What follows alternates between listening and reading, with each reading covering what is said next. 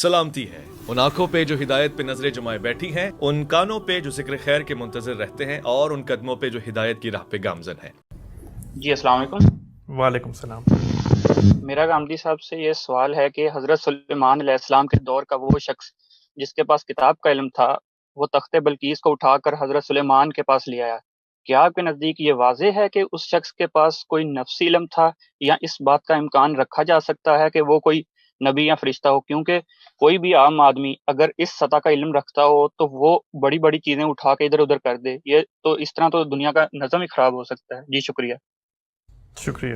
اس وقت یہی صورتحال پیدا ہو گئی، آپ دیکھ نہیں رہے کہ علم کی ترقی نے بڑی بڑی چیزیں ادھر ادھر کرنے کی طاقت دے دی ہے انسان کو۔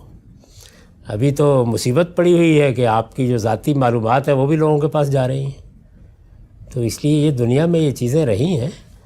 حضرت سلیمان ایک باجبروت بادشاہ ہی نہیں تھے، اس کے ساتھ اللہ کے پیغمبر بھی تھے۔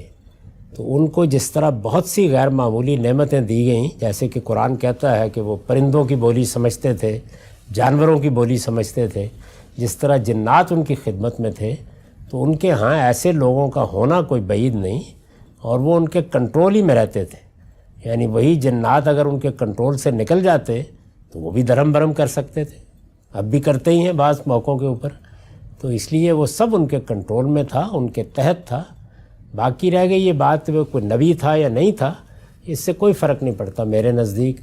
جب تک قرآن تصریح نہ کرے میں کیسے کہہ سکتا ہوں کہ وہ نبی تھے؟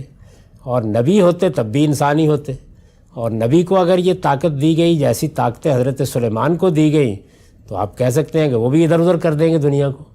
کیوں نہیں کریں گے؟ اس لیے کہ اللہ تعالیٰ کے حکم کے پابند ہیں۔ تو اللہ کے حکم کا پابند نبی بھی ہوتا ہے، اور نبی کے تحت رہنے والے بھی پابند ہوتے ہیں۔